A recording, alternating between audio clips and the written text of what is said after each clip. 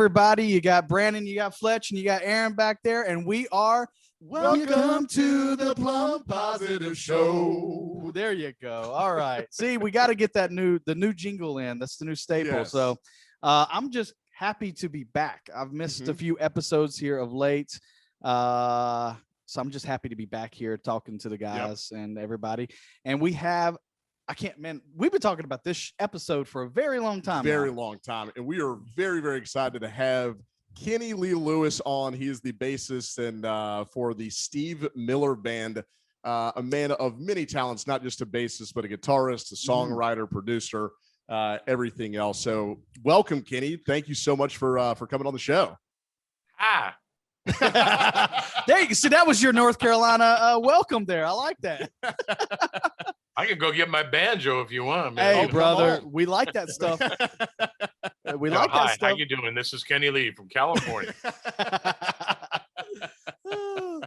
We really appreciate you coming on the show. I know that we're all huge fans, obviously, of the Steve Miller Band and what you guys have always done. And you know, I don't know, you probably don't know this because you don't know us, but I will say that Aaron in the back and myself, Aaron was in a band for quite a while, and he plays drums actually.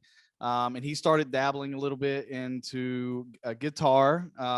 You know, he's still working on that. Still dabbling. He's really good with drums, but the others he's still dabbling on. I was a singer-songwriter as well, and I think you were in a boy band, correct? I was in a boy band. I'm not gonna lie. I mean, look at the hair, Steve. I mean, you know, or Kenny. You know, I'm just saying I have the hair for the boy band still to this day. So, but yeah, it really is a pleasure having you on the show, and we're looking forward to kind of getting to know you and everything. Golly, man, what a career you've had and still are having. And I mean, what amazing stuff. So you were born in Pasadena, California? Yes, I was. 1954, October 21st, same birthday as Dizzy Gillespie and Steve Lukather. How about that? That's awesome. And so, you know, we were doing some research on you. I know your dad played, you know, he played guitar, drums, and sax, and your brother and sister were in the, you know, the folk scene in the 60s.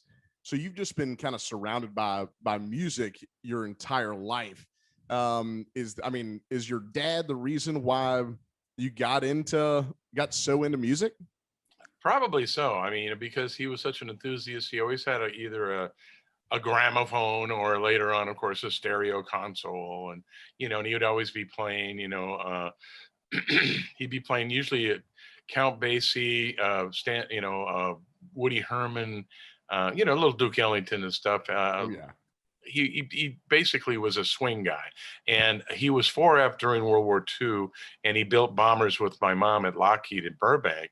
And so they used to go jitterbugging at the, you know, over in the Avalon Ballroom over in Catalina on the weekends sometimes, or they go to the Palladium down in Hollywood. And they were jitterbuggers, you know, and so he was always into swing. And when you hear swing music as a child, you start to realize that everything is kind of quantized into, you know, some people have like a fence around their yard that's just squared off at the top, like a cedar fence. Well, when you see white picket fences, sometimes every other stave has got a little point to it. You start looking at everything in life as like having a strong accented point, and then you have these smaller little points. And that's kind of what swing music is. It's like everything has got a pattern to it. And that's what I grew up listening to in the house. And then, of course, like you said, he had a drum set. He played a little guitar. He was mostly into like kind of cowboy kind of good stuff on the guitar and some Spanish stuff on guitar, Spanish cowboy music, I should say. Okay. And then, but he played tenor. He wanted to be like Lester Young, you know, in like Count Basie's band, and you know, Benny Goodman, and you know that stuff, you know. So he loved Louis Bellson, the drummer, and he was always letting me sit down the drums. He showed me my first guitar chord. There's a famous picture of me when I'm about 2.5, 3 that my grandfather took, and I'm on his guitar, which was a Stella that had like a, you know, mother of pearl fretboard on it. It was really kind of cool, old black and white photo. You can usually see that when you go on my YouTube channel and you look at my Fret Frenz lessons that I have up. There's always a photo of that way off in the back of that. Okay. my great grandfather took that with one of those, you know, Kodak box cameras that looks like a shoe box, you Where know. the light bulb actually breaks when you No take light the bulb. No, it was just a black box, no light bulb. thing. But anyway, but to answer your question, yes, probably my father was the influence, and he had influenced my brother and sister a little bit, but they were more influenced, I think, by 50s and early 60s radio. And we had some cousins too that actually played a little folk music. So they got into folk music. They were older than me. They were 6 or 7 years older. And they were always playing at family functions and stuff, and getting all the attention, doing Peter, Paul, and Mary, and Ian and Sylvia, and the Brothers Four, and the Kingston Trio. Yeah. I mean, they were doing, and then the Mamas and Papas came out, and they even like Oh that. yeah. Leaving on a jet plane. So they were doing all that stuff, and I was like sitting over the corner, not getting any attention. I was the baby, and I couldn't get my hands You're just around soaking it all in. That's all So you I were just doing. sat in the corner and sulked.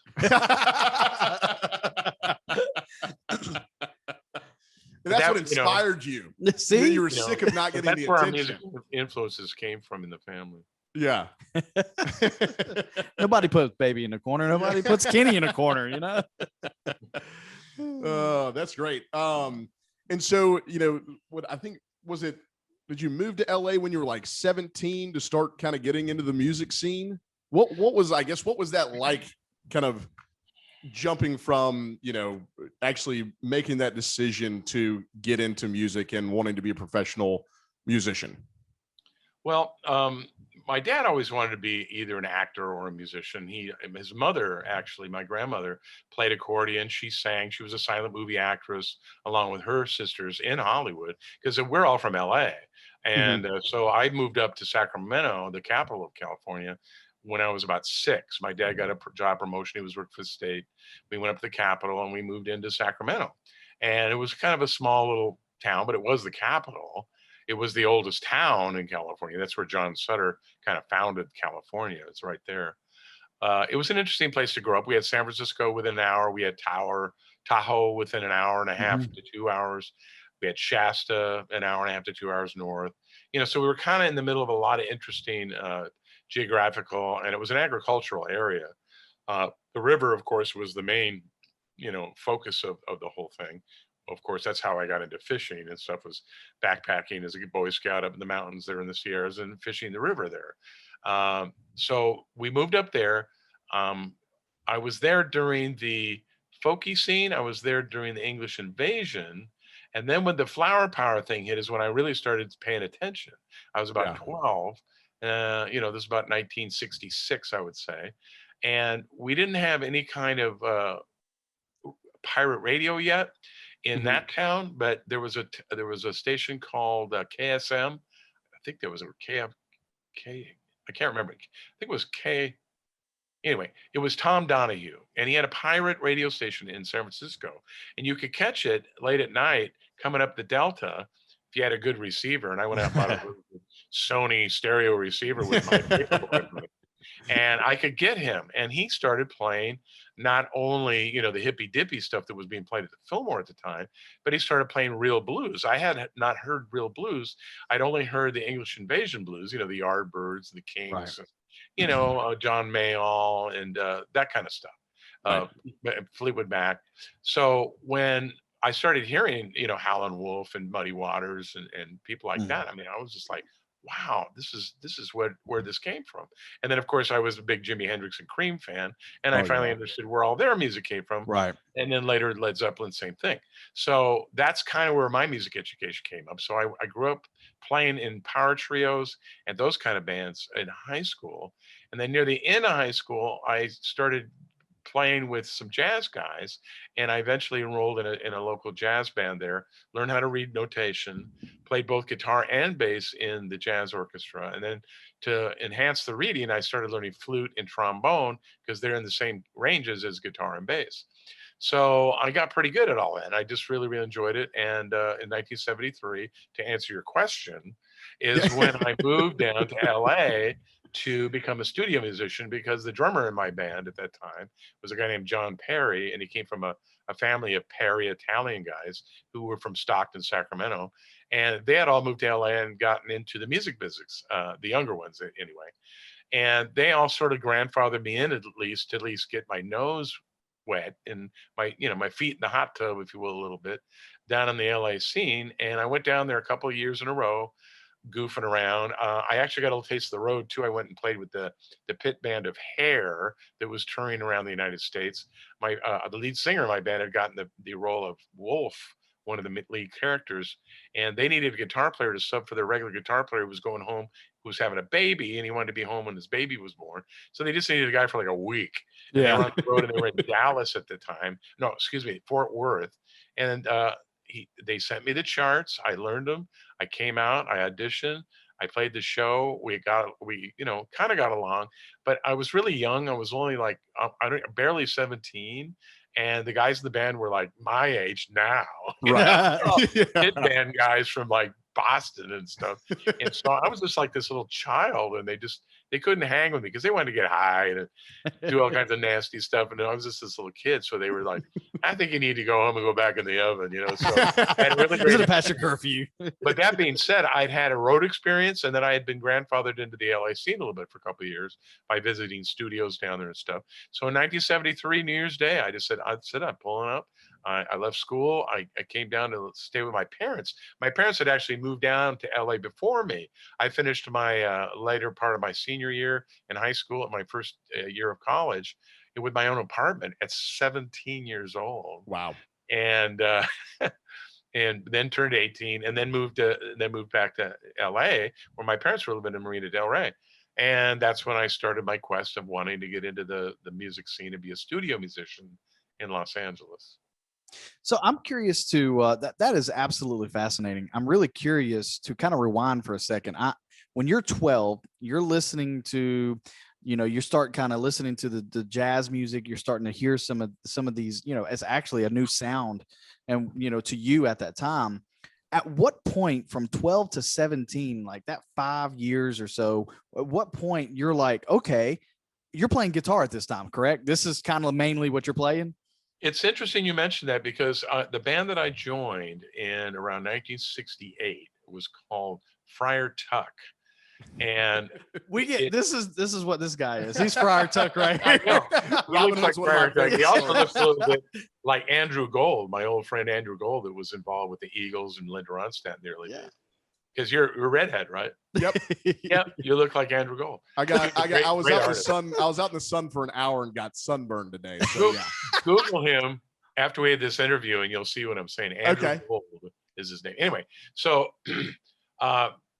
in the 8th grade, the other guy in the band was a guy named Bruce Lano, and he wrote original songs in the 8th grade. That's crazy. When he would sing his original song, he would rather play guitar. And we just had a trio. So I had to learn how to play bass so he could play the guitar. And then when we do the Hendrix and Cream tunes, I was a better lead guitar player. So he would go over on the bass and I'd go on guitar. So from the time I started around the 8th grade, I was playing both bass and guitar equally throughout my entire career. Wow. That's special. Along with the other 8 instruments that you brought up. Well, I mean, but mostly basic guitar. But I've always played them both equally well and equally as active. Depending upon the musical, genres that are going on at the time. Like in the disco area, I did mostly bass, But when I was doing the new wave rock thing, I was playing guitar. It's like, when I got with Steve, I was on guitar for the Abracadabra album, and then our bass player broke his ankle about 12 years ago, and he just couldn't get on stage and stand. And Steve had remembered I was a bass player, and he says, well, why don't you just play bass and wait for him to get well? And he put me on bass, and he liked me so much on bass, he goes, hell, you're going to stay on bass now. Yeah. That's awesome. After 28 years of playing guitar for him, you just stick over here to play bass. Forgot that I played good bass. So anyway, so that's kind of where it's happened. But to answer your question, sometime around the 10th grade, I would say 1970, we started getting gigs. We started getting paying gigs, high school dances and, Demolay and Rainbow Girl parties and, fraternity parties over at UC Davis and things like that. And I realized, well, even if I don't become a professional musician, I can make a little extra money doing this on the weekends, So that's kind of how it started. So we were reading up on you a little bit, and one of the things that kind of come to my mind was Beach Boys. That you had an influence from the Beach Boys. Yes, that was from my sister. Yeah, real. Yeah, Yeah, my sister That was a makes beach, sense. it does make beach sense. bunny. She was a beach bunny. She bought all the records. Of course, like I said, she was 6 years older than me. Yeah.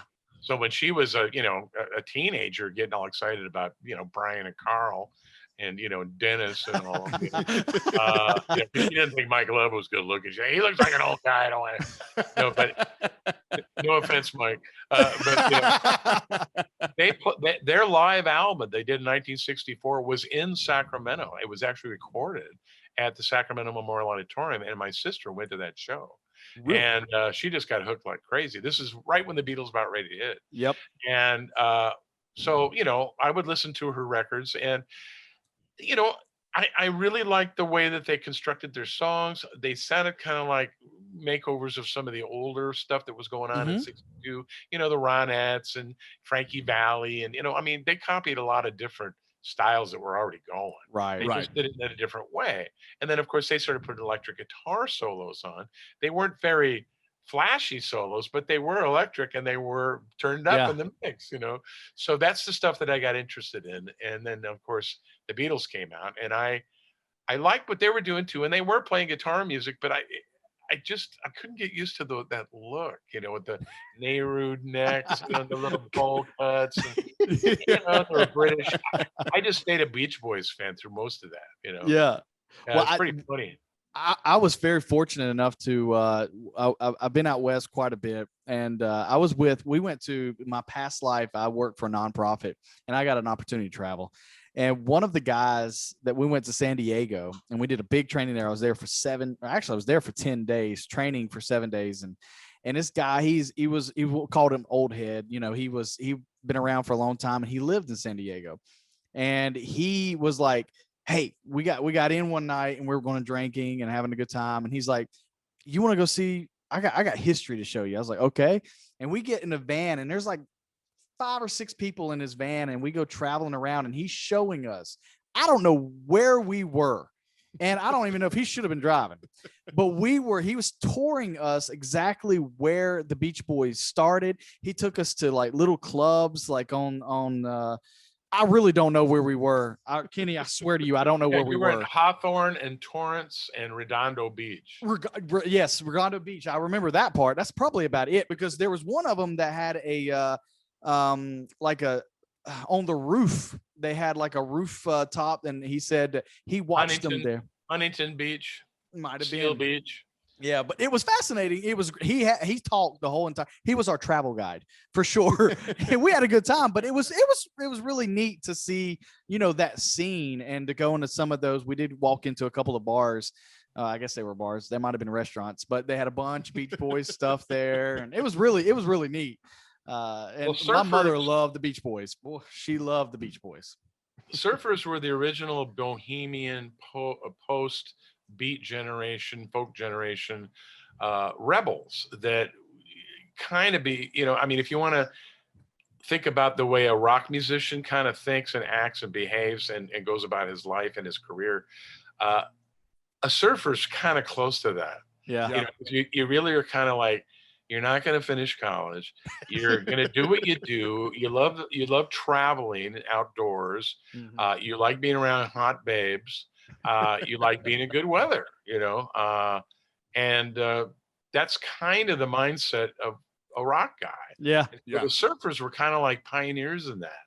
And so when our parents got out here to the West Coast, to the last frontier of the lower 48, and then of course World War II concluded, and then it was just like the economy exploded, and the weather was great. It was like the kids became spoiled rotten, and that's kind of where the rock and roll part of the scene that we enjoy. Now, originally rock and roll was invented down south. Like I told you, my wife's from Memphis. Mm-hmm. Her father and her relatives, they were playing rock and roll on Beale Street in the late 1940s. Wow. Along with Lionel Hampton and Louis Jordan and the rest of those guys. I mean, that was what rock and roll was, you know, Big Joe Turner, blah, blah, blah. It was sanctified boogie woogie. And that's what rock started as. And, you know, Brian Wilson copied a little bit of that, but he put his other East Coast influences that came from New York in with that, and then turned on this Beach Boy, happy-go-lucky Beach Boy thing. And it was infectious and it went crazy. And that is the environment that I grew up in.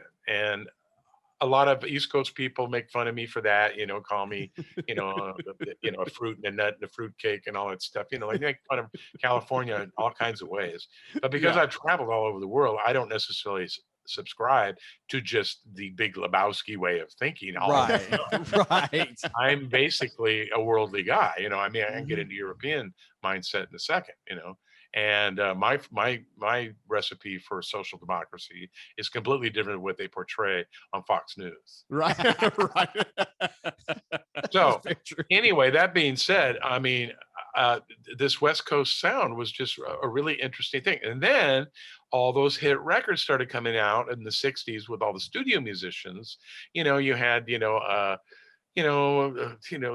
Fifth Dimension and, Jimmy Webb and, and Glenn Campbell came out here. And, I mean, it was just like a whole bunch of really great music, Nielsen. I mean, I'm just trying to think of all the big hits back then that were so huge, Mac Davis, BJ Thomas. I mean, just all these pop records just started exploding, out of, and then the Carpenters. Oh my God, the Carpenters. Oh yeah. Yeah. They were from Downey, for crying out loud. It's like the most boring suburbs in LA you can think of. But it was changing the world. And so the studio scene in Los Angeles was huge. And I watched that as I was living up in Sacramento going, I want to get down there. I want to go. I want to play. I want to read. It's like, so that's when I came down in 73. When I got there in 73, believe it or not, it was already starting to kind of dry up a little bit, but it was still going pretty good. And from about 73 to 83, for about 10 years, I rode that wave of a really great studio career. And what is one of the biggest difference? Because I think, Aaron definitely can chime in on this because he has seen this part of actually, Aaron played live a lot, and then you go into studio. What was the biggest transition from playing live music to then having to go play studio in a studio, and what's kind of the big difference that people may not know? Time. If you can't play in time, it's just a magazine to you. Yeah.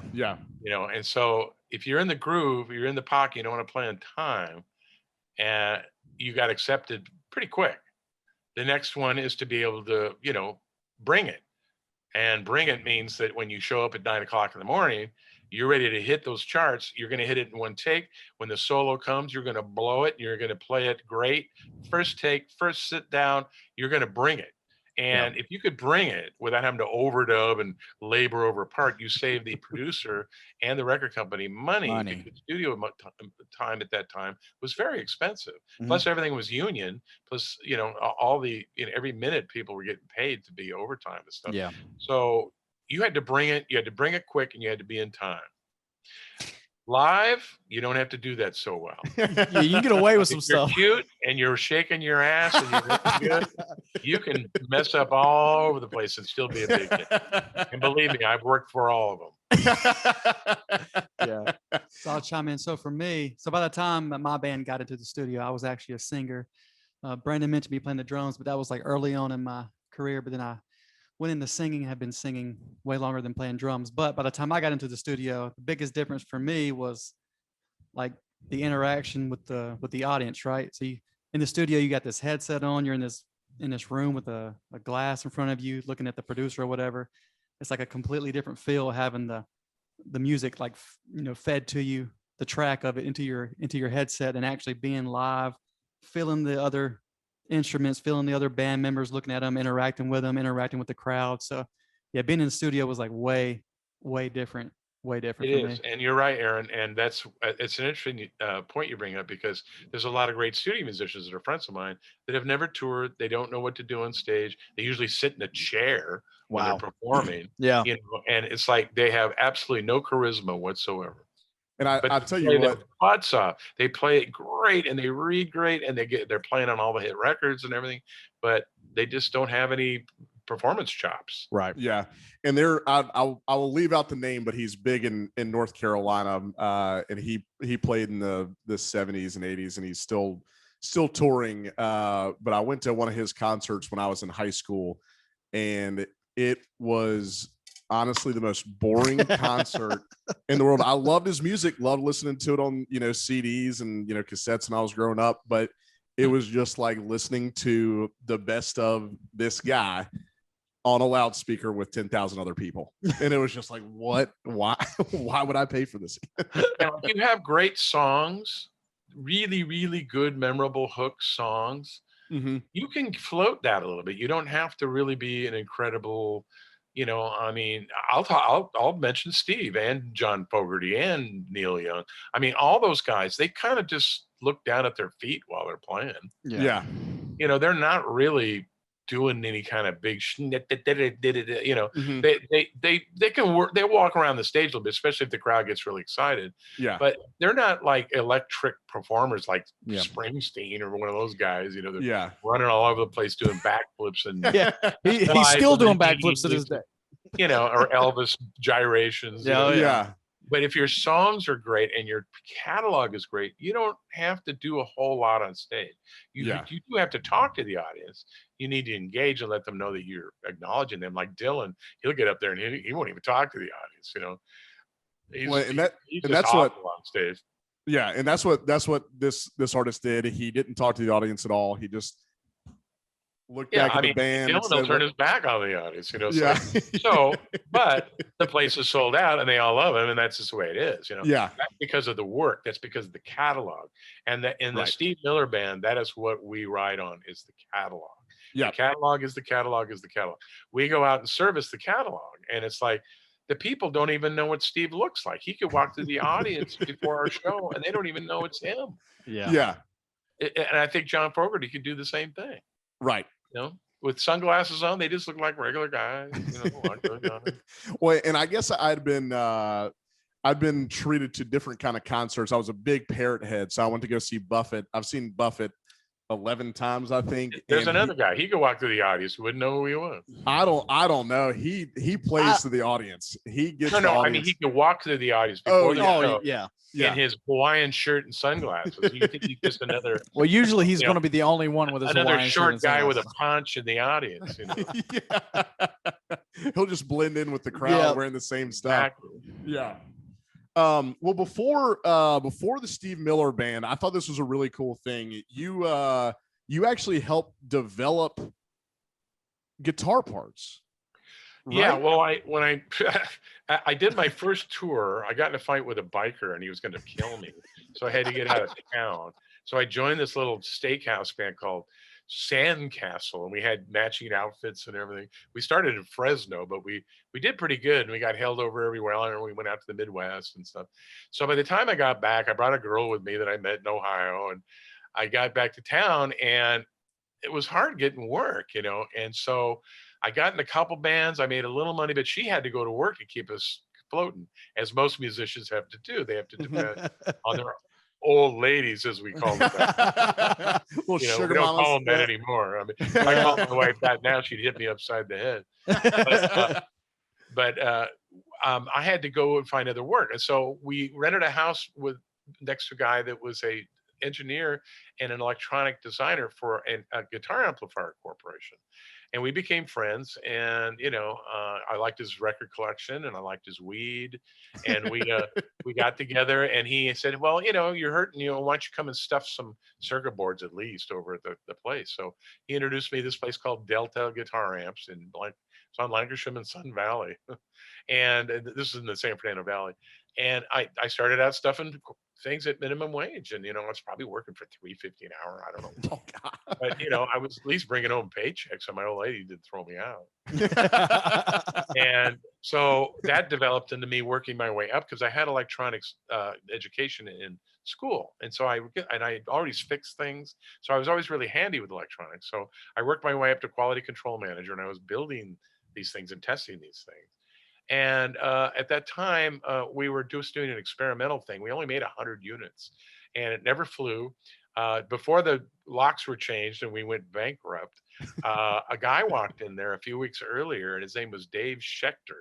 Yep. And Dave Schechter had invented this drop-in assembly that you drop into a Stratocaster, Fender Stratocaster, with the pickups and the knobs and all the wires already pre-wired and everything. And it would make a terrible, late 70s Stratocaster sound pretty good, because CBS had taken over at that point, and the Strats were real heavy and they played kind of funky, and they just didn't sound like the old 60s ones.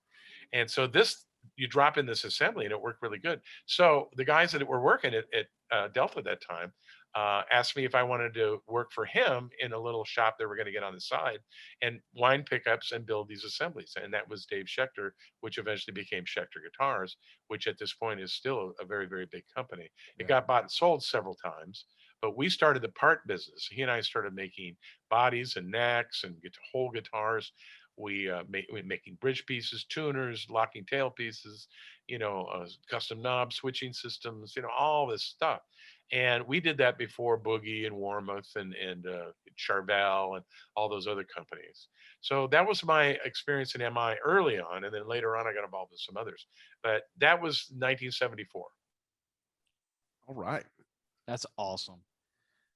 That is awesome. And then so 74, you're doing that, and then Steve Miller, that happened in 1982, I do believe. That's when you actually joined the band. Well, so in between that, if you want me to fill the gap, Cliff, I was getting ready to turn back to fill the gap. Are we running out of time, or should no, we? No, we got all the time in the world. Fill the gap. Let me know when I'm That's what she said. jibber-jabbering too much. Okay, so what happened was I came out of that. I got into a band called Skin Tight, and then we were a trio, but we were an R&B trio. And this was like, mid 70s, 75, when R&B was really hitting hard. Not disco yet, just really good R&B. We're talking like, Rufus and Chaka Khan, an Average White Band, and Stevie Wonder, and bands from Ohio. And, Skin Tight was a song from the Ohio Players, and that was another big band at that time. Mm-hmm. And so we were just a power trio, guitar, bass, and drums. We had a female vocalist up front. We were playing the steakhouses around here. Well, when I ran here, right in LA. And, but we had to do all those synthesizer and horn parts and everything. And I had to do all that on the guitar. Oh. So I had to learn how to play multi-layered guitar arrangements with this band, because I'd be playing, the piano parts, the guitar parts, the horn parts, the synthesizer melodies, and I'd play all the solos. So, and then I'd be singing background vocals at the same time. So that was a really great experience. I really, really learned a lot in that band. In fact, I was just talking to the bass player of that band today. I was trying to get a band shot of that because I wanted to show that to you, but I don't have one. He's trying to find one. Okay. That was called Skin Tight. And we did that all the way up to a certain point, and then it kind of fell apart. I went back to college again, and my girlfriend was getting disillusioned because I wasn't bringing over the bacon, but I went to school, and she was, I guess, impressed with that. She hawked she was a divorcee, but she still had her wedding ring. Yeah. She hawked her wedding ring to buy me stage clothes. You believe that? I love it. Awesome. I love it. A great chick. I'm still friends with her on Facebook. She's a great lady. She lives in Memphis now, which is kind of ironic, because that's where my current wife is from. Yeah. Anyway, I Do never you still have those stage clothes? She was just a living girl from Macon, Georgia, but she was a sweetheart, Georgia Peach, I'll tell you. Yeah. But anyway, so she ended up finally getting disillusioned with me gallivanting around with Skin Tight. You getting high and staying up late at night. Once in a while, I go to parties after the gigs, and you'd end up with a waitress, and then the next thing you know, the waitress gets your phone number, and then she calls the house, and then your wife, your old lady picked up, and it was that kind of. So she finally got out of there and got her own place. So left me with the dog and took a bunch of my records, I'll tell you. So anyway, I got a call. I was trying to start another band like Skin Tight with a friend of mine named Jeff Paris. That's his legal name today. At those days, he was named Jeff Lieb, but now his name is Jeff Paris. But he's played with a lot of people, and he and I had my first record deal together. But anyway, he introduced me to Diane, my current wife, who had a record deal with ABC Dunhill, and she was looking for a bass player because she had a couple bass players that she normally used. And she was a singer? singer, songwriter, pianist. Singer-songwriter. She had a trio, was playing some really big, nice gigs in Los Angeles, and had a record deal that she was getting prepared for. Her second record, she'd already done one on Atlantic, and she was getting ready to do one on ABC Dunhill. So I went and auditioned for her as a bass player. I mean, like I said, I could play bass and guitar equally well. I was playing guitar in all those other bands, but now I'm going to bass because the girl needed a bass player. That's right. So I came in as a bass player, and she asked me, she goes, "You know the American Songbook?" I go, "Oh yeah, Louie, and Satisfaction, and and like." She goes, "No, the American Songbook. Standards." And I go, Oh, "You mean standard songs? Oh, you mean like Twist and Shout and like I love you just the way you are." She goes, "No, those are pop songs. I'm talking about jazz standards." So I got my education with her learning jazz standards because she used to use an upright player a lot with her. Okay. that's cool. Upright I was bass. playing electric. So anyway, I put her book together, and because her book was kind of out of order, and I could read. So once I wrote everything out and got her book in order, I could do the gig really well. And then she kept me. So we ended up becoming friends. We ended up becoming songwriter friends. And then when her album was coming around, she and I had co-written a couple songs together, and she wanted me to be involved in the record recording. The producers didn't want to use me. They wanted to use the guys in Toto. They wanted to use, Hungate on bass, who had just done their first album. He was a big studio guy in LA at that time, David Hungate. And Diane says, no, we're going to use Kenny. He's already come up with the bass lines for these songs, and we're going to use him. And they fought back and forth, and she fought to have me on that record. And sure enough, I got on that album, and Jeff Porcaro was on drums and me on bass, and we had Jay Graydon on guitar, and a couple other great guitar players, Ben Benet, and I can't remember the other guys, but really great keyboard players, William D. Smitty Smith, Kai Wangding. These were all heavy studio cats at that time. And they were really impressed with Diane and her songs, and they were impressed with my bass playing. So that's what got me started into the studio business big time in 1976 when we went in to start tracking at the producer's workshop. It would just so happen we were splitting the studio at that time. We would come in during the daytime, and at night, another band was coming in recording their album, and that was Fleetwood Mac's Rumors album. Wow. And we became friends with those guys, and we'd go back and forth listening to each other's albums and the progression on how they were coming together. That's incredible. That is. So that leads you up to that point.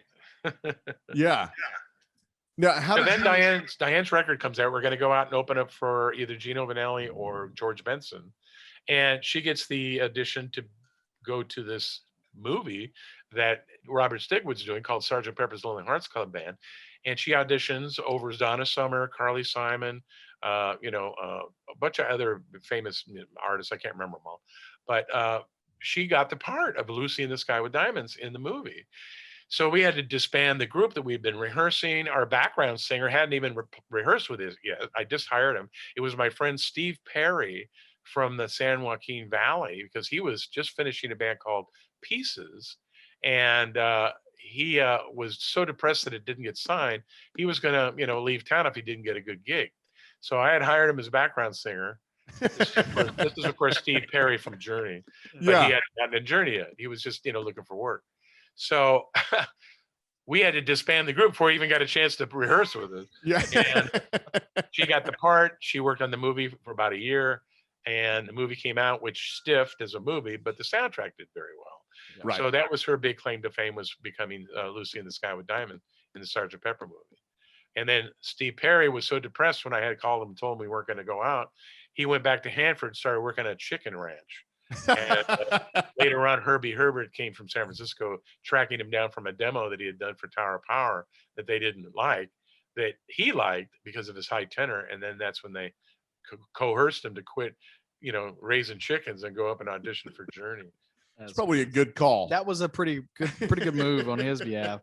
So we did that record, and then I joined another band called Gerard McMahon and Kid Lightning about 1980. That was a new wave band, because at that point, and then I got a record deal. Sorry, I'm jumping forward. And then the guy Jeff that introduced me to Diane, he and I got in a band called Pieces. It was called Five Mighty Pieces, not the pieces that C. Perry had been doing, but Five Mighty Pieces. And we played the club scene in LA. We got a record deal. We did a record on UA Liberty. It was Blue Eyed Soul. And right when it was released is when the Knack and, The Cure and, all these new wave bands were starting to come. And so you didn't do Blue-Eyed Soul anymore. Even Michael McDonald and Hall & Oates were kind of like out, you know, Bobby Caldwell and all that stuff. Yeah. Nobody cared about that anymore. Now it was all no, it was all like, you know, new wave 8-note rock, and white guys weren't allowed to sing R&B anymore. Yeah. So, you know, our record sort of just went by the wayside. It was called Pieces, and you can go on YouTube and Google it. There's a bunch of fans that we have that put records on YouTube. So what does Pieces mean? Because I looked up I saw that record and it looked like it wasn't Lifesavers, but it looked like Candy. That's it. So what is it? Listen to some of those tracks. We sound like a cross between Pablo Cruz, Hall & Oates, and Doobie Brothers with a little Michael McDonald-y R&B, and then some prog. We got a little prog in there too. So it's out there. But anyway, that record stiffed. So I got this other band, Gerard McMahon and Kid Lightning, and the drummer for that band, I'm leading you up to this, Brandon. I'm leading you up to the Steve Miller Experience. The drummer in this band was a guy named Gary Malaber. And at that time, Steve wasn't making any records, but Gary had played on all the big hits. So Steve had already had a bunch of hits, 77, 78, 79, and then nothing. And then around 80, he came out with an album called Heart Like a Wheel, nothing. Album was called, Circle of Love. And the single was called Heart Like a Wheel. Got a little airplay, but it wasn't a big hit. And this is when Payola was really getting strong too. And it was like, if you didn't get the right guy and give him the right amount of money, you weren't going to get on radio. Forget it. You had to put $50,000 in a manila envelope, leave it on his front porch. I'm serious. I'm dead serious. Oh. And so all of a sudden, Steve Miller calls. We're going for a record deal now. Me and John Massaro and Gary Malaber. We're now writing songs for Gerard's band. We go out on our own. We have a band called Robbie Ubop. We're trying to get a record deal. Steve Miller calls out of nowhere looking for material because he had to deliver an album by Christmas of 81 to be released in 82. And we had 8 songs in the can at that time for Robbie Ubop. And he called and Gary took the phone call and, you know, Steve was asking if he had any material. And then Gary came in and asked John and I if we would be willing to submit our 8 songs to Steve to see if he would like maybe 1 or 2 of them or something like that. And we went, sure, okay, you know.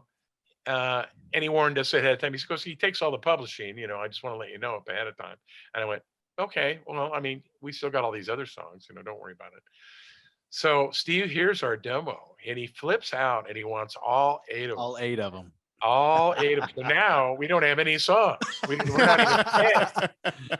So we had to make the decision to give him all 8 of those. Not only did he like the songs, but he liked the way they were recorded because we were doing a pretty good job in Gary's garage studio with a Soundcraft console with an 80-8 15 IPS half-inch TAC machine with DBX. And so it sounded like really good studio recording. And so he says, I'm just going to transfer what you guys did, put it on 24 track. We'll just keep working on it. Oh, wow. And so those were the 8 songs that went on the Abracadabra album. And the other 2 songs, one which was the title track, was an old song left over from his Circle of Love album. And then another one that his old drummer, Tim Davis, had written called Give It Up. So those 10 songs became the Abracadabra album. So that brings you up to date to the Steve Miller Experience. And then he asked me to join the band. Yeah. Yep. And you're still touring with them. You're still, 2020. Yeah, that was 39 years ago. I was about to say, and so I'm so curious because I've been married for 14 years now, or getting ready to be 14 years. And you've been with this band for 39 years. How's that marriage? Pretty good, I'd say. But what kind of, you still do a lot of things. Compared to marriage, we're sleeping on 2 different sides of the mansion. He's got his wing, I got my wing. There you go. In fact, all the band guys have their own wings, and we don't hang. We're not buddies. We don't hang out. We're employees. We're not a band. I mean, we it's called the Steve Miller Band, but it really is just, it's like Bob Seger's band or Silver Bullet Band is just a concept. The E Street Band is a concept. It's all about Bruce Springsteen.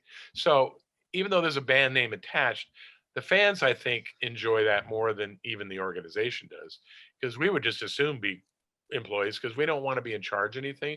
We don't want to be planning anything. We don't want to try to like run anything or figure it out. We let our manager do all that. We let our agent pick the gig, so then our manager decides whether we're going to do them. We just come and show up, and we don't even bring our instruments. Our instruments are all in road cases.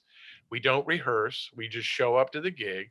We do a sound check. We know the songs inside and out. Yeah. If there's a new song we're adding, we'll rehearse that, but we probably won't put it in the show that night. We'll rehearse it on sound check for 2 or 3 nights, then we'll finally put it in the show. Right. But it's a very, very business orientated type of a situation. But what saves it again is the catalog. Like I said, those songs, once we walk on stage and start delivering those songs to the public, it goes nuts. It's just mayhem. And that's really fun to watch because it's not about us. We're just the delivery system. We're like the console or the speaker, we're just the delivery system. And yeah, we shake our ass, we run around and we do some stuff, we kind of play the role, but it's really about the catalog. And that's really what precedes still Steve Miller. It's incredible to think that the art precedes the man, which is usually the other way around.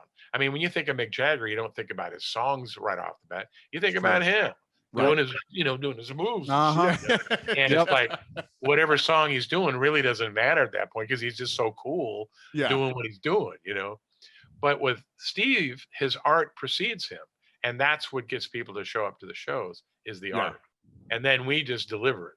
We're just the delivery system. So we're actually, the Steve Miller Band, the way I've described it before in interviews, we're kind of like a cover band that covers the Steve Miller catalog. Their own songs. We just happen to have a lead singer whose name is Steve Miller. Well, and I grew up, listening to Motown. That's pretty much all I listened to. And then in middle school and high school, I started getting into, the classic rock with the Steve Miller Band. And I still remember my buddy Rustin and I, we were driving and, he's a big Steve Miller Band fan too. And we were listening to Jungle Love and his like little 8-year-old brother was in the back. And the beginning of that song where it was his little brother would just giggle every time we would play that song and that whistle would come on. It's a big deal. It's really hard to do that on stage too, because when we end with the riff, and we kind of let it die out, everybody in the audience is going to whistle, and the whistle is in time, and it's the thing that counts off the song. Woo woo woo woo is it's the actual tempo. So we have to figure out a way. We had to actually sample Byron Allred's whistle off the record, and we hear it on our inner monitors turn way up because it's the only way we can actually have a count on for the song. People in the audience are going, everywhere, all at different times at different levels, and it's just like a cacophony of whistling. You think you're in a pet store. So, but yeah, that's an iconic intro that. It gets people excited. Now that's a song that Steve did not write. That was a song that was written by Lonnie Turner, his old bass player, who I took the place of, and or actually on bass I took Billy Peterson's place. But I would say the new band since 1982 from the Abracadabra album. That was Gerald Johnson who came in and replaced Lonnie. Anyway, Lonnie wrote that song. And he wrote it after he'd already left the band, and Gerald didn't come in the band and played on the Joker and Cashing Nothing But Trash and all that other stuff. And then Lonnie came back, and Lonnie did those records in 76, 77 with Steve, with which were all those big hits.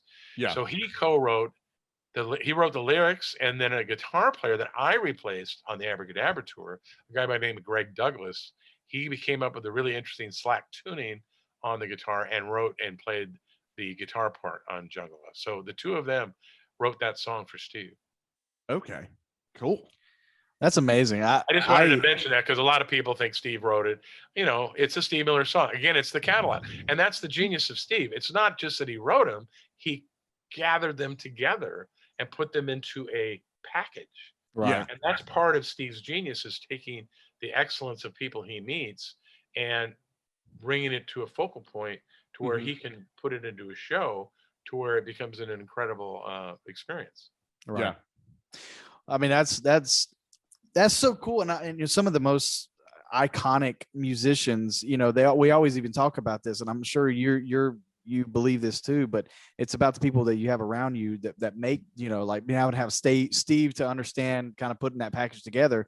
You know, that same heck, we run I'm a local, we're both small business owners. We started this podcast. That's why it's called The Plum Positive. Aaron and I own a plumbing company here, and, you know, we're growing and growing and growing. And we always talk about, you know, it's not about what we know. It's about putting the people around you that are smarter than you, that understand how to make these thoughts that go in your mind that you have to be successful, and have them actually, you know, implement those things. And I think it goes the same, you know, kind of what Steve has done. So that was fascinating to hear about that. And even, you know, a lot of musicians and a lot of artists out there are kind of the same way, you know, putting the pieces together, the puzzle pieces together to really make this holistic, you know, thing really go.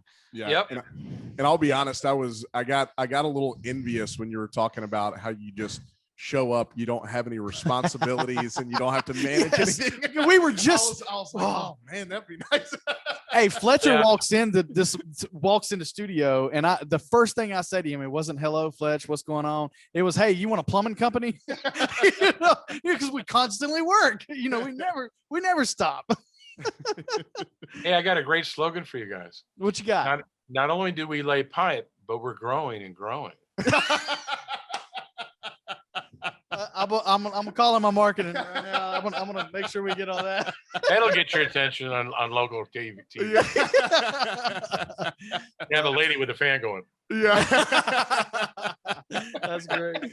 Well, now I'm sure that you get you know, this question all the time, like, what's a crazy story that you know, from on tour and all that stuff. But what was kind of like a really, it doesn't have to be a crazy story, but just like a you know, a just special story from on the road that was just like, maybe just, obviously we're Plum Positive, so we like to talk about positive things. So was there something on tour or through your career that just like made a huge impact on you? Impact on me personally.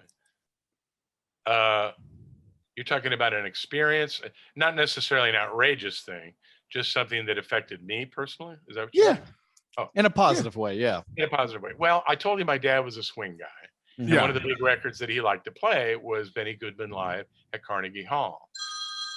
Oops. Just tell my wife.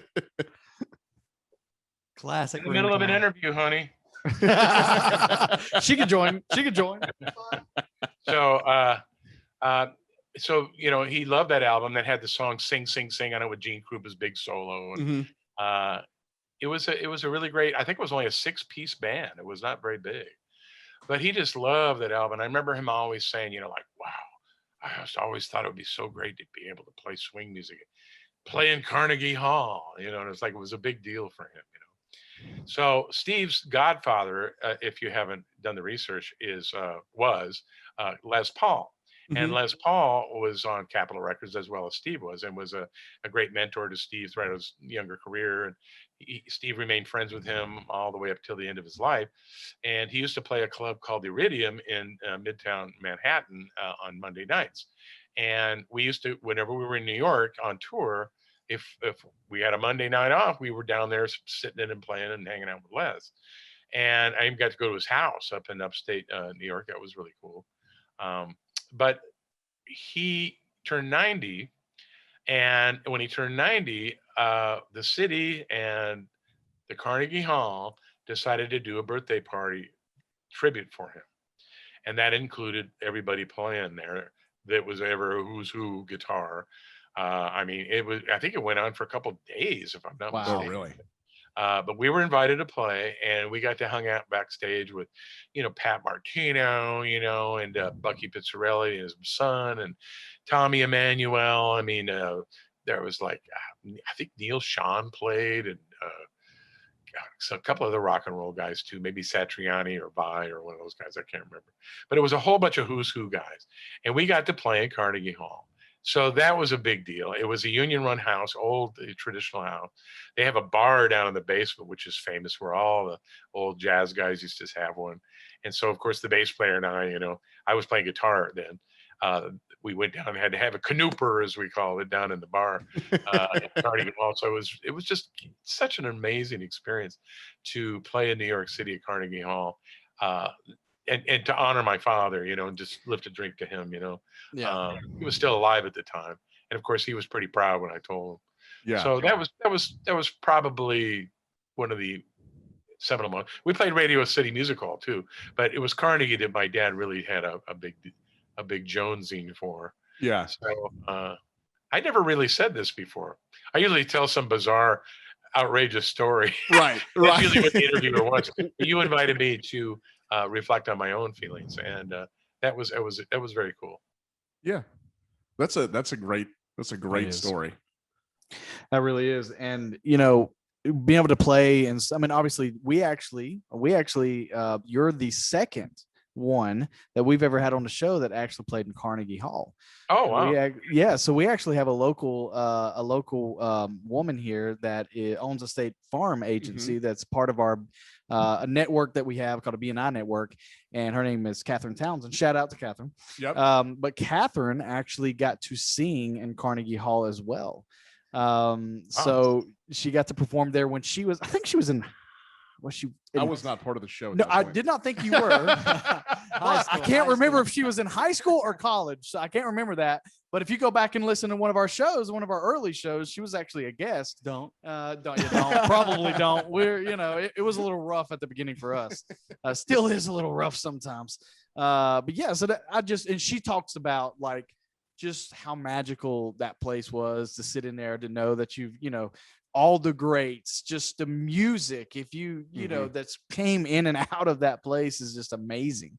So that's a really cool story. It really is. And I think, and then that was kind of for my father. And then so my second one was when I played the Royal Albert Hall in London, and having David Gilmour in the back green room hanging out with us and stuff, and us playing where Cream recorded their Goodbye album in, whatever it was, 1969 or whatever it was.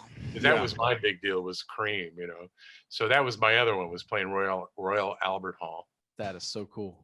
And I think it's Bill Withers Live at Carnegie Hall is one of my all-time favorite albums. Oh yeah, he had a great band. Yeah, absolutely. Well, I got one question that I love to ask is who's on your playlist? People talk about I know that we actually share playlists here and there because we listen to a lot of different genre. I love R&B. I love older country. I love Tony Bennett. I listen to rock. I listen to Steve Miller Band's on my album. I mean, I go everywhere. Who are you listening to? Who's on your playlist? I don't really have a playlist because I really hate music. That makes sense. I played so much music in my life. I'd rather garden or fish. You did say you like to fish. Gardening or writing novels. I actually have a novel. I don't know if we've talked about this, but I'm actually a writer too. I actually have a novel on Amazon called Skeleton Dolls, Children of the Tower. I don't even have a copy of it sitting here. Jeez. Probably gave them all away. So it's called Skeleton Dolls, and it's a sci-fi fantasy novel. And I'm actually, just this morning, I sent my sequel to that to 16 Agents because it's unpublished. I published the first one because I wanted to see if I had the knack, but that's the other thing I do. But before I get off on that tangent, let's finish your question. So I do a lot of different things. Listening to music. There's a station that they have here locally in a little tiny town called Cambria, which is kind of near Hearst Castle. And it's only a 100-watt stick, but I get it right in town here most of the time. And it's an interesting station. They play oldies, but they play B-sides a lot. They don't just play the A side. They'll flip the record over. And I hear new music from the era that I grew up in that I never heard before. But it's the stuff I grew up with, And I'll listen. I go, what the heck is that? And then I'll go in and I'll Google it. I go, oh my God, that was the B-side to blah, blah, blah. Yeah. And that's the only radio station I listen to mostly when I'm in the car. I don't play CDs. If I do, it's my own music. If I'm working on a project, if I'm producing an act, obviously I'm listening to that music a lot because I'm crafting it and refining it as we go. But just for pleasure, I mean, when I'm on Instagram or Facebook and just kind of sliding through, if I see something that interests me, like I really like Wolfpack. Oh, love Wolfpack.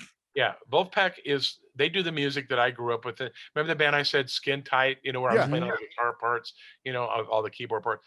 They play that kind of music. They're a bunch of young guys that go back to the mid 70s and they play that music that was funk, pocket funk back in those days before we had a lot of synthesizers and a lot of horns and strings and blah, blah, blah. It was just rhythm section funk music.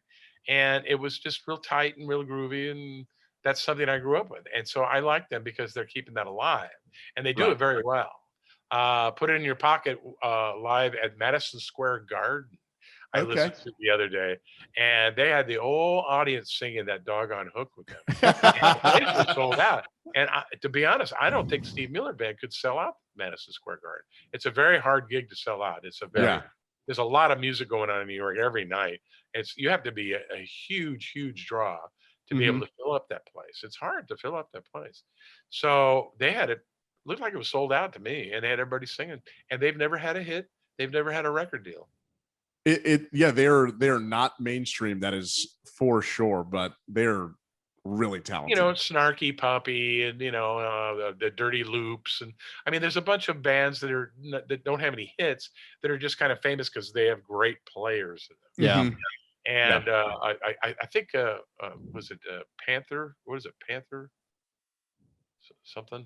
Black Pumas is something. Black Pumas, that's it. Black Pumas. Yeah. I have to hear them because people have been talking about them. So I'm gonna have to check that out. But I seek out groups like that, and I'll listen to like one or two songs. And I'll go, I get it, because usually what they're playing is something I've already done. And that's what I was gonna say. You made money with and mastered and gotten over it, and it's moved on. So I listen to it and I go, yeah, that was a cute era. I remember. Yeah. I love it. But the younger people, millennials and stuff, they don't know that. They're hearing it for the first time and they're going, right, well, that's really cool. I'm going to go buy a ticket. So that's great. I mean, I'm really happy for these bands on social media. And I don't know if I would be interested in trying to pursue at my age any kind of a record, not a record deal, but any kind of a splash single, social media type of a blitz to try to get a hit, you know what I mean? Because it doesn't pay anything, and all you're really doing is just advertising people coming to your live gigs, which does pay something. So because I've already been a band that has a great catalog that's getting paid something, I don't need to do that, Yeah. And COVID just came along and took the wind out of our sails. And last year really tough. And that's something that we wanted to talk about. Thanks for segueing. You did a great job segueing to our next one. So, and that is something that we wanted to talk about is, how has the pandemic affected artists that do live music? And, I was having a conversation actually today. Billie Eilish did some YouTube live show where, they raked in billions of dollars. Brad Paisley did some sort of show where they sold tickets to drive-ins all across the country and raked in a ton of money too. And it's just, that's such a weird thing to me that it's all virtual. And I know that's that has to be done right now, but what are your thoughts on live music going forward? If, this artist can just do one show and it just gets streamed out all over the country or all over the world and just make we've been offered the big streams. The big streams, believe it or not, even though they have a guarantee, don't pay as well as our live shows that we do in sheds. The money that you're speaking of, it's possible that Brad Paisley might have made big money because he's huge. Right. And country's huge. Steve Miller Band, we play anywhere between 6 to 15,000 seaters, maybe 20 if we really have a great show with a great opening act. Those guys, they start at 15 to 20,000 people. That's because they're huge. We haven't had a hit in a long time, but we are in the classic rock genre, which does pretty good. And the drive-in theater thing, you'd have to charge $2,000 a ticket to make it even worthwhile to bring all the trucks and the staging and the band and put everybody up and on. It's like the money is just not there, and a drive-in theater's not got enough space to get enough cars in there to make it worthwhile. Sorry, and maybe I said this wrong. We've looked into all that. Well, and so what he did is he basically performed in one spot and just streamed it to every drive-in across the country. Oh, I see what you're saying. Yeah. Oh, okay. All right. Well, that's a streaming. Okay. Yeah. Well, that would be a streaming thing. Exactly. I think that would be like the guarantee I talked about. The money that we were guaranteed a few months back to do a streaming show wouldn't make the money that he's used to making when we do a regular live show. Yeah. Right. And he just decided, and plus we didn't have the vaccine yet, and we'd have to all be, flown out to a location somewhere to where a stage is, and be put up for a couple of days to do the staging and the trucks and blah, blah, blah, and the flights and everything. When you get done with all the budget on it, he's not going to put in his pocket what he's used to making when he does a regular live show. So he's not hurting, he does have a big catalog. So he doesn't necessarily have to do that. He doesn't have to take a cut and pay to do a stream. Right. So you think live music's going to come back full force after? I think it's going to be bigger than it ever has been because people. I mean, I personally agree with that too. So I mean, once everybody's vaccinated, once the promoters are able to get a writer, an insurance writer, and a contract where people are not going to sue them, claiming that they got COVID at their show. That's the thing you have to get it. All that legalese has to be put in place. Yeah, and everybody gets vaccinated, and you show your vaccine cards. And then you have your temperature taken when you come in. Right. As long as all that's good, people are going to come in droves because, people you got cabin fever, man. I mean, people want to get out and see some shows. Oh, yeah. I mean, so I think it's going to be huge. It'll be a slow build, but once it gets going, it's going to be huge. Yeah. I don't think it's going to happen big time until next year. That's probably true, but people this will year, be cooped in up. The fall, there'll be some shows. We've had a curfew here in North Carolina that just got lifted, or will be lifted tomorrow. We had a 10 a.m. curfew or 10 p.m. curfew here in North Carolina, and it gets lifted tomorrow. I didn't know about that. Yeah, we did, but you know how that goes. And they wouldn't serve alcohol past it was 8 or 9. Yeah, 9. Now it's 11. So we can get crazy. We got 2 more hours to drink at the bar. We'll be back to being a totally dysfunctional America in no time. Perfect. I didn't think Kenny, we really ever left that part. Really? Tito's sales have gone up since the pandemic started. But yes, I have done some streams myself, and I'm like I said, I'm doing one next week, and it's just gonna be for donation. I mean, I can't charge tickets. I mean, people, they'd rather just watch a movie. They're not gonna buy a ticket to see me get up there and play cover tunes. Maybe a couple of original songs. Well, but they will tune in if it's free, and if they really like the show, if they send me $5-10, then between all of them, if there's several hundred, which I'm hoping, I'll have enough to pay the guys enough to go home and buy some groceries for their families. Right. I'm not doing it so much for me for the money, but I like to keep my band working so they got some money coming in. Sure. That's what I was doing with live streams in the spring last year here at my house. I was if you go to my YouTube channel, there's probably 10 or 12 shows on there that we did where I made enough to pay the guys some money. So it was like doing a regular club gig. But then everybody started doing it, and then the next thing you know, the donations started getting smaller. Yeah, everybody's getting their hands in a pot, spreading their money out, and everybody was out of work. So because most of my audience, half of them are musicians. Yeah, they just like what I do because I'm really good at what I do. So we have a gig in June that's booked in Indianapolis. It's still up. Steve's still going to do it as long as everybody gets inoculated. It's going to be distancing like the football games. But it's got a really good guarantee, and we're going to do it. It'll be our litmus paper guinea pig gig in the COVID situation. And if it comes off and Steve feels comfortable and everything's great, then we'll just book some more. We'll continue on. So most of the gigs will be in the fall, I'm thinking. Yeah. So I think that in the fall there'll be some shows, but we won't really be hitting it until like next year. Right. Now the band that was playing that you were streaming, is that the Frenz? Yes, that's my band, the Frenz. If you go to Frenz Music, that's Frenz, sorry, Frenz as in zebra, music.com. That's our website. And on Facebook, it's Frenz. I guess it's Frenz Music is there too. I don't know, or just Friends. I think it's just Frenz.com. Anyway, we're on Facebook, and we also have a website. friendsmusic.com. But yeah, it's a bunch of guys that grew up in the San Joaquin Valley like I did, and we all enjoy the same kind of funk and rock and R&B and stuff. And it's just a fun little band. We do a lot of dual guitar leads. I have another great lead guitar player in the band. We do Allman Brothers tunes, the Steely Dan tunes, and stuff where you have to put some time into the effort. You do Right. Jessica. You gotta figure that stuff out. It's like a suite. Reeling in the Ears, it ain't easy. And Bodhisattva, those songs, those things, you got to rehearse those things. You can't just get up there and play some stupid blues changes. But we do harmonies, we all sing, so it's a fun band, but we sort of stay local here. And like I say, Slow Brew Rock is the microbrewery over by the airport here that's sponsoring it, and that'll be on Saturday, March 6th. Okay. That'll be at 6 o'clock, I believe. Kind of early. We start clubs here. 6 y'all's time? Yeah, 6 p.m. It's probably 6 to 9, around there. And we have most of the clubs around here close around 9 o'clock. Same kind of curfew. Yeah.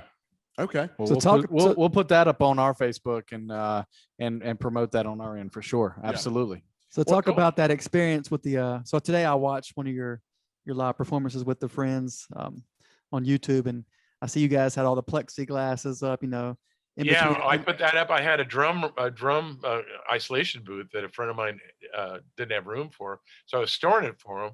And then when this came, I went like, well, if I put this thing up, I can isolate everybody with glass.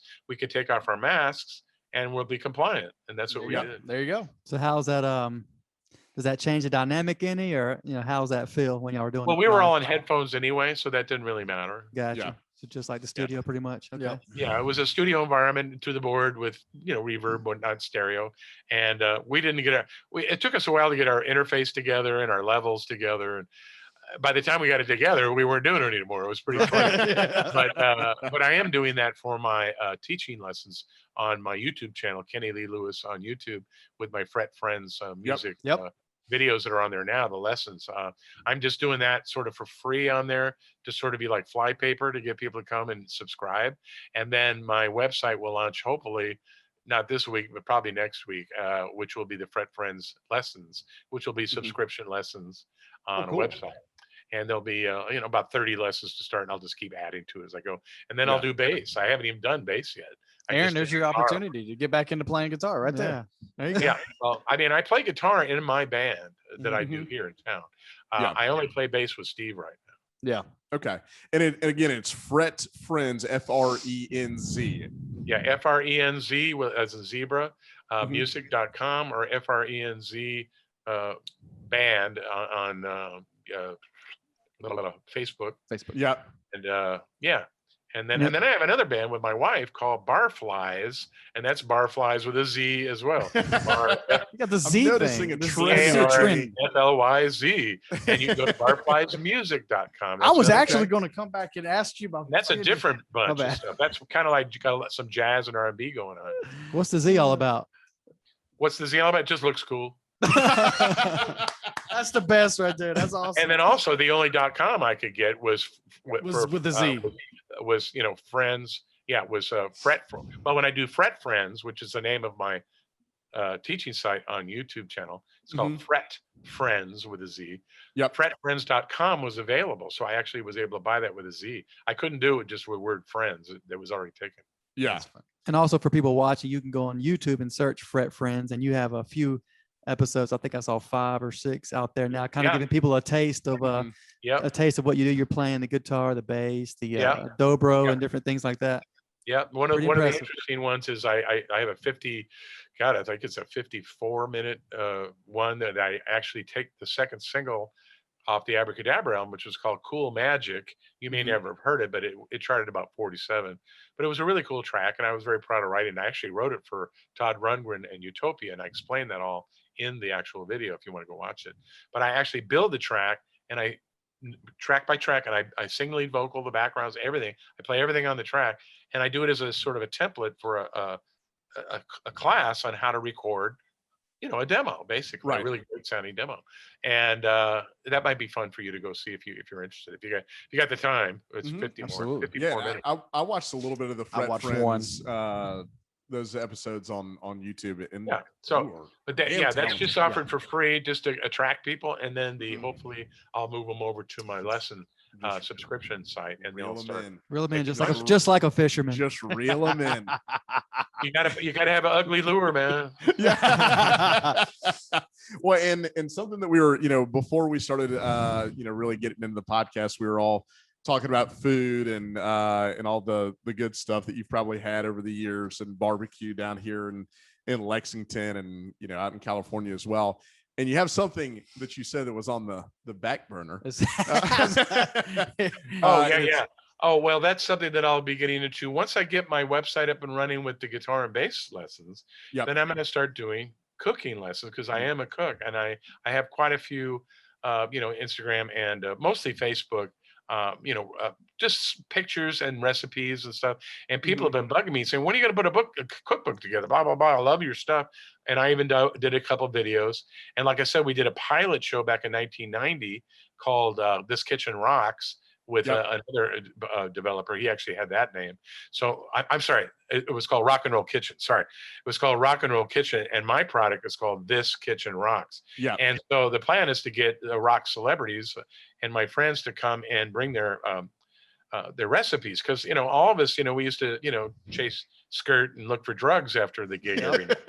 Now we look for fine wine and fine dining. That's kind of what we do at our age now. Hey, they both still give you heartburn, but it's all good. But we've all become cooks and chefs. Just about everybody I know that's anybody in this business has become somewhat of a chef.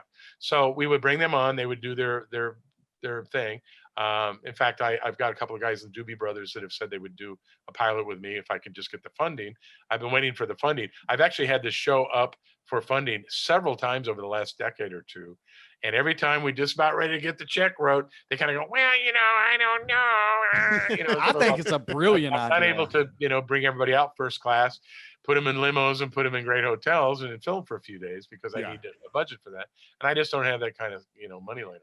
I think it's a great. But we would do this. We thing. would do the dish of the star. He would discuss, or she would discuss, their newest record, their tour, their recipe, and then we would play some music. I didn't necessarily have to be one of their hits. It could be any. We could just jam. It didn't matter. Yeah. But it would be a master that I would own the rights to, that they would sign the release to, and it would become an exclusive part of the This Kitchen Rocks website, which would be sort of like a collection of performances that people could go and visit and see. And we would sell cooking products, aprons, hats, utensils. We probably have sponsorships. Wine would be involved.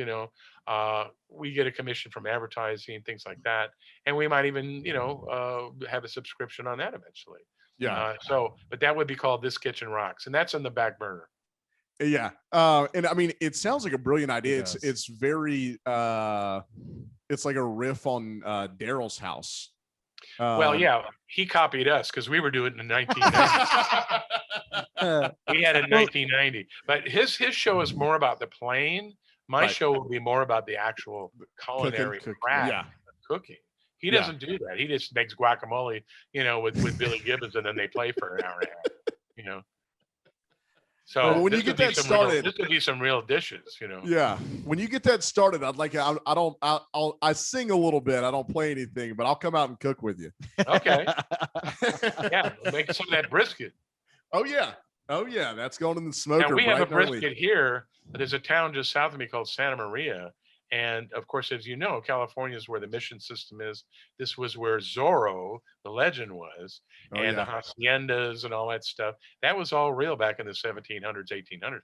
And the haciendas back then used to come up with a specialty brisket dish that was just called tri-tip, which is really what a brisket is. It's just a tri-tip, and it would be smoked and barbecued just like you do pork. But out here, it was cattle. Cattle was the industry out here, and it was for the hides and the tallow to make candles from. And so the tri-tip became a very, very important part of California hacienda Spanish life. And the tri-tip out here is amazing. So if you ever come out here, I'll get you into a tri-tip. I will take you up on that. Listen, this is like literally food and culinary. That's his love language. Like that's what he's always sending us pictures of all the meals that he's cooking and what he's in conjuring up, and he loves hot stuff.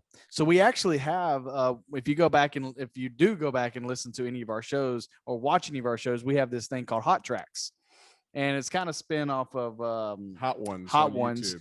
But what we do is we get some of these hot sauces, and they have to, the guests that come on, they have to take a bite out of it. And me, Brandon wouldn't. I won't do it. I won't do it because I can't even eat a Cajun filet sandwich, and I'll start sweating. So I can't ever do it again. Yeah, and Aaron almost literally died one night, and that's not a joke. Like we were really worried if we were going to take him to the hospital or not. But on these shows we do, you take a bite out of it, and then I have songs that you have to sing, and they have to do, while you're taking a bite, you got to sing this song to see if you can get through it. And so Aaron decided to wipe his eyes and got it in his eyes, and it was, what was it called? It was Bumble. Yeah, is what it was called. That's what it was called. And you Gen Xers are a trip, man. You grew up with Jackass, so that stuff is like, at the top of entertainment level right there, Yeah, it would. Let's eat hot peppers and really look like we're dying on film. Listen, I like hot stuff, and I can handle most hot stuff. That was brutal. It was miserable. I was worried. I'm over here trying to kind of, direct the show and talk and laugh and joke, and I'm like turning serious because I'm like, Aaron had to leave the table. Aaron's wife is behind us because at that time, we're in a studio in his basement. And so his wife is like, I think we're going to have to go to the hospital. I don't know what to do. And he's over there outside with a hose. It was bad. Jackass. That's exactly what I was. When I do hot peppers, I roast them and I really get into the flavor of what they are, rather than just the heat of what they are. Yeah. And I make my own hot sauce too. I've made a fermented hot sauce, like a mango peach hot sauce with some death spiral peppers. Probably habanero, there's a way of sneaking in the heat. There's a way of sneaking in the heat and still having the sensation flavor without having to kill yourself. Right. Besides, you want to be able to taste the food, Yeah. And if your tongue is totally numb, you can't taste anything. The first time I ate a habanero, I was at the House of Blues in Boston, and they had a foundation room, a real small one that was upstairs, just like a little attic room. And we were up there, and I ordered my jambalaya, I think it was. And there was this little innocent-looking bell pepper sitting on the I never knew about habaneros yet. And it was probably like 93 or 94. And I see this little thing. It looks like a little bell pepper. They do look like little bell peppers. Cute? And I can eat hot stuff. I have no problem with hot stuff. So I'm sitting there eating the meal. And I pick up this thing and I bite into it. And it's like 30 seconds later, I go, I cannot taste my mouth. It's just so incredibly hot. I couldn't finish the meal. And like for me, that's like sacrilege. To not finish a meal. I mean, look at me for crying. So that was really, I got a little tear, and it wasn't from the pepper. It was from, but yeah, I just said, why would somebody want to eat something like this with a meal? It just doesn't make sense. Yeah. And I love habaneros too, that floral taste they have. Yeah. When it's roasted and it's blended and it's set up right, it's a really nice flavor. In fact, I have some really nice sauces my daughter just sent me from Denver, and the one I'm doing right now is a smoky chipotle habanero, and it's really good. The one before it was a jalapeno, and that was really good because I could use more of it because it had a great flavor and it didn't kill you. Not too hot. But the habanero, I got to go a little, few less drops. Yeah, mix it up real good. Yeah. But that's interesting. So anyway, but like I said earlier, I just to get it in there, for anybody who's interested in looking into my novel writing, you can go to Amazon.com and look up Kenny Lee Lewis, Skeleton Dolls. And this first book in the trilogy that I'm writing is called Children of the Tower. And the premise really quick is that a pair of identical, well, of course they'd be a pair, identical twin females speak in what they call twin speak. And if you Google that, it's a real thing. Have you ever known any identical twins? I have, but I've read about this phenomenon where they If you just know any make up their identical own twins, language. and even some fraternal twins, up until about the time they're 4 years old or so, they speak in their own language, and Mhm. it's kind of like MIDI bulk dump electronic, kind of like code, and it's real fast, and nobody knows what it is, but they know what it is, and they Right. communicate. And also, there's telepathy involved, which is really bizarre.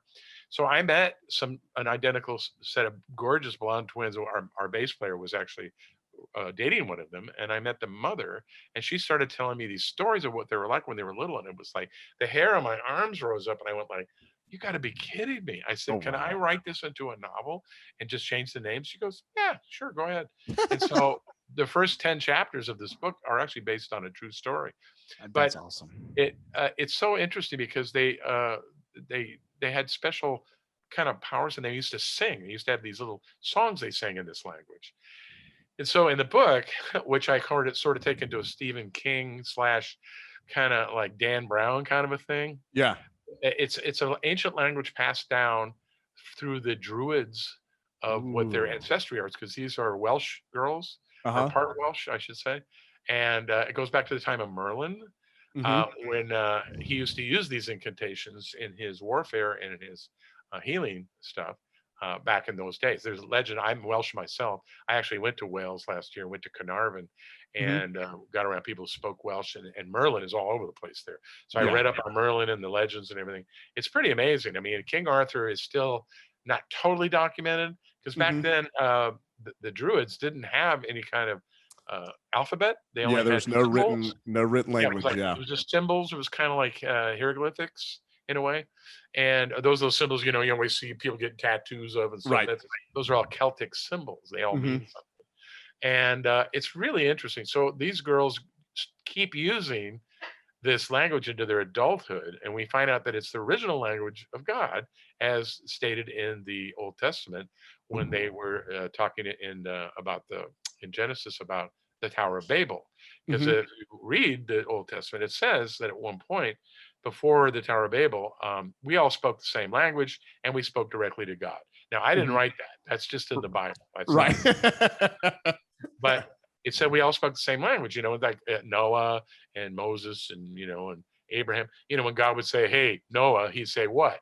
And Yeah. it's like Right. that's the way they wrote Right. it. They didn't say, "And he came into his mind, and he had an inkling that the Lord might be saying inside of his brain that he should build the ark." No, they just said God said, "Build it by so many cubits." He said, "Out of what wood?" Wow. Yeah, They had right. so that I didn't make that up. So Right. in my novel, I basically make the presumption that this language, which is similar to speaking in tongues at church, which I'm sure in North Carolina they still do a lot of, Oh, yeah. especially up by where you guys are. Yeah. Speaking in tongues is big. Yeah, he still has a And pet snake, but There's anyways. no dictionary. There's no thesaurus. We don't know what these words mean, but we can interpret them if we're in the Mhm. Holy Spirit unction. Mhm. And that's what these girls are doing with their language and their song. They're able to raise the dead with this book that I wrote, which Ooh. gets them into a lot of trouble, Yeah. And so it's a really interesting story. So if you're interested, just go on Amazon, look up Skeleton Dolls, Children of the Tower, and on there there'll be a little description of what the story's about. It And I think sounds you like we enjoy it. have it sounds It's like we both have on it's both on Kindle and hard copy. Okay. it sounds like we have a movie or a Netflix series in the making here as well. Well, it's Yeah. interesting you mentioned that, because just before COVID hit, I was talking to some people at Netflix and Amazon about maybe them doing a series with this book. Ooh. And unfortunately, COVID hit and it put all the production off. Yeah. And I got in touch with him just a few weeks ago, and he said, "Yeah, you can send me stuff again. We're back doing shows again." So Mhm. I'm going to revisit that and see if I can get him to pay attention this time. Yeah. And see if I can get this into a series. But it's funny you mentioned that. Kenny, you got some really great stuff happening, man. I Yeah. mean, you really do, and I power to you for just going strong, man. I that is awesome. It is just Yeah. awesome. You never stop. You don't Well, stop. I mean, you got to survive, man. I'm like a That's right. cockroach, you got to just keep going, or a shark, Yeah. and with COVID and no touring, because touring was the main part of my income that I could do these projects with and have a little Yeah. extra with. And I don't have it now. I mean, everything now Mhm. is just paying the note. Yeah. Well, you had me sold when you were talking about druids and all that. I'm a big history. I was a history He's a major. history major, yeah. Big history guy, and that pre-Roman Britain and Wales is my favorite time in history because you don't know anything about it. They're like you said, there's no written Well, language. you'll love the new book that like I said, I was getting in touch with 16 Ages today.